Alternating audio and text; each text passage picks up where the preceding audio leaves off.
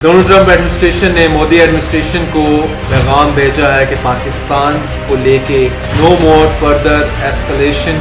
India ने बड़ी categorically US administration को जो है वाज़ह किया है कि कश्मीर के मामले के ऊपर हम किसी किस्म की इंटरवेंशन नहीं चाहते। इसमें पाकिस्तान को शायद इसकी ज़रूरत नहीं है कि वो अपने डेलीगेशन बनाए और दुनिया में जाके अपने आप को डिफेंड करे in the face of Indian allegations. अस्सलाम वालेकुम, मैं जुल्करनैन ताहिर। अमेरिका से बड़ी खबर आ रही है, वो ये है कि डोनाल्ड ट्रंप एडमिनिस्ट्रेशन ने मोदी एडमिनिस्ट्रेशन को पैगाम भेजा है कि पाकिस्तान को लेके नो मोर फर्दर एस्केलेशन। आपने किसी किस्म का मिस एडवेंचर नहीं करना। अगर आप ये मिस एडवेंचर करेंगे तो नो गारंटी के, जिस तरह अभी रिसेंटली इस महीने के शुरू में अब अमेरिका ने इंटरवीन किया, डोनाल्ड ट्रंप ने इंटरवीन किया और सीज फायर हुआ बिटवीन पाकिस्तान एंड इंडिया। तो अमेरिका ने अब वाज़ह किया है इंडिया के ऊपर कि आपने कोई मजीद एस्केलेशन की तरफ नहीं जाना। दूसरा, मैं आपको ये भी बताता चलूं कि इंडिया ने भी बड़ी कैटेगोरिकली यूएस एडमिनिस्ट्रेशन को जो है वो वाज़ह किया है या उसको मेड इट क्लियर कि कश्मीर के मामले के ऊपर हम किसी किस्म की इंटरवेंशन नहीं चाहते इसमें। तो you stay out of it America, इसमें आप बिल्कुल दखल अंदाजी मत करें क्योंकि this is our internal matter और ये हम खुद ही सॉल्व करेंगे। ये दो बड़ी डेवलपमेंट है इन ए वे। एक तरफ से अमेरिकन स्नब है फॉर इंडिया और दूसरी तरफ से इंडियन स्नब है फॉर अमेरिका। और interestingly at the same time जो वॉर ऑफ नैरेटिव लड़ी जा रही है डिप्लोमेटिक फ्रंट के ऊपर, उसके ऊपर भी काफ़ी बहस चल रही है कि who is winning that narrative war. Pakistan और इंडिया के दरमियान जो झड़प हुई है 4 दिन की, जिसमें 3 दिन अटैक किया इंडिया ने पाकिस्तान पे और पाकिस्तान ने फाइनल ब्लो किया 4th डे और इंडिया नॉक ऑफ हो गया। सीज फायर हुई मई 10 को।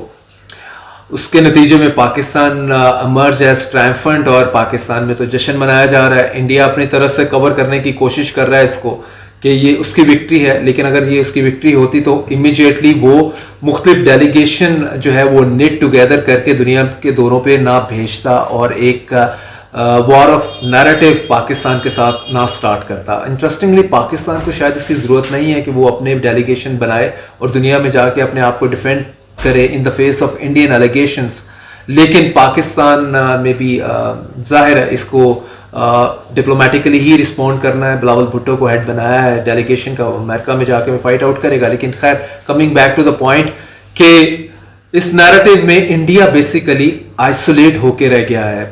पाकिस्तान के ऊपर जो उसने हमला किया पूरे वेस्ट में कहीं वो सपोर्ट वो गैदर नहीं कर सका। वो इसलिए नहीं कर सका, आई टेल यू, क्योंकि पहलगाम का अटैक के 24 घंटे के बाद ही उन्होंने अपना माइंड शो कर दिया कि पाकिस्तान इसके पीछे है और हम पाकिस्तान पे हमला करने जा रहे हैं। वेस्ट इस चीज़ को नहीं मानता। जिस तरह यूक्रेन के ऊपर यूनिलैटरली रशिया ने, mean without any logic and reason, बड़ा रीज़न पेश किए बगैर पुतिन ने अटैक कर दिया, तो पूरा वेस्ट इंक्लूडिंग अमेरिका वो रशिया के खिलाफ खड़ा हो गया। इसी तरह वेस्ट ने या यूरोप ने बाय नहीं किया जो मोदी एडमिनिस्ट्रेशन ने पाकिस्तान के ऊपर एलिगेशन लगाया विदाउट सबूत। तो अब उसके बाद हुआ क्या है, इंडिया के साथ सिर्फ एक कंट्री खड़ा है, उसका नाम इसराइल है, और दूसरी जानिब पाकिस्तान के साथ 3 कंट्री ऐसे हैं यकजान आप बोल लें और विद वन सोल। चाइना तो बिल्कुल फोर फ्रंट पे आया और चाइना ने जिस तरह से सपोर्ट किया, स्पेशली जो सैटेलाइट की इंटेलिजेंस की, उसकी मॉनिटरिंग की, वो पाकिस्तान को during that 4-day conflict Pakistan ने फिर एक भरपूर जो जवाब दिया, उसमें चाइना हो गई हर तरफ। इवन इंडिया भी कह रहा है कि मैंने पाकिस्तान और चाइना के खिलाफ ही वॉर लड़ी है। चाइना मेनली है, वो कह रहा है लड़ी है और हारी भी है। चाइना का 80% असला जो है वो हम इस्तेमाल करते हैं, उसमें जेट्स भी शामिल हैं। राफेल को भी चाइनीज जेट जो है पाकिस्तान जो है पाकिस्तानी पायलट ने यूज़ करते हुए उसको नॉक ऑफ किया। तो दूसरा, तुर्की ओपनली पाकिस्तान के साथ खड़ा है, अज़रबैजान खड़ा है। सिमिलरली अमेरिका ने अपनी स्ट्रैटेजिक पोजीशन जो है वो उसको रिविजिट किया। सबको लग रहा था कि इंडिया के साथ अमेरिका खड़ा है, लेकिन जब 10 मई को पाकिस्तान ने बिल्कुल ईंट का जवाब पत्थर से दिया और अपनी of course military might prove कर दी, उसके बाद अमेरिका ने भी अपनी जो है वो पोजीशन को शिफ्ट किया। वो इंडिया को गुड बाय करते करते पाकिस्तान को के सर के ऊपर हाथ रखना, और इंडिया बिल्कुल licking its wound after that. और इवन मोदी एडमिनिस्ट्रेशन की बात कर लें या इवन प्राइम मिनिस्टर मोदी की बात कर लें, यस्टरडे व्हाट ही सेड कि पाकिस्तानी यूथ के पास ये ऑप्शन है कि रोटी खाएं नहीं तो मेरी तरफ से गोली खाएं। हमारे इधर टेररिज्म नहीं करना, दिस एंड दैट। और जो फ्रस्ट्रेशन है मोदी की वो मैनिफेस्ट हो रही है, रिफ्लेक्ट हो रही है because of the wound inflicted on him by Pakistan arm forces. उसके बाद प्रॉब्लम ये है कि मोदी को समझ नहीं आ रहा कि किस तरह से वो एक हारी हुई जंग को जो है वो जीत में कन्वर्ट करे। उसके लिए उसको एक और मिस एडवेंचर करना पड़ेगा। और बिल्कुल जो स्टार्ट ऑफ माय व्लॉग मैंने आपको बताया कि अमेरिका ने वाज़ह किया है मोदी के ऊपर कि don't go for such kind of miss adventure again. और दिस टाइम अराउंड ये चीज़ एस्केलेट करेगी और पाकिस्तान भरपूर जवाब देगा। ना सिर्फ जवाब देगा, यू नेवर नो कि उसके बाद न्यूक्लियर स्टेट हैं दोनों, तो क्या सीन बन जाता है लेटर ऑन। तो इसलिए मोदी जो अपना माइंड सबको बताता फिर रहा है कि मेरा अभी टेम्परेरी पास है, यानी कि बिल्कुल एक छोटा सा मैंने पास लिया है, मैं दोबारा से ये जंग शुरू कर रहा हूँ।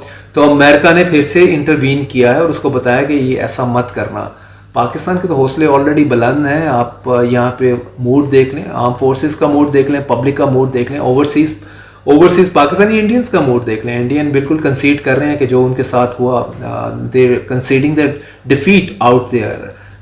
दूसरी तरफ से पाकिस्तान के ओवरसीज जो हैं वो दे आर वेरी हैप्पी और बल्ले बल्ले कर रहे हैं। तो the last point in it कि ये जो वॉर ऑफ नैरेटिव ये इंडिया कोशिश करते रहे कि वो बिल्ड कर ले, लेकिन don't try to convert into practical thing. दोबारा से लड़ाई की तरफ नहीं आना, नहीं तो बड़ी गड़बड़ हो जाए।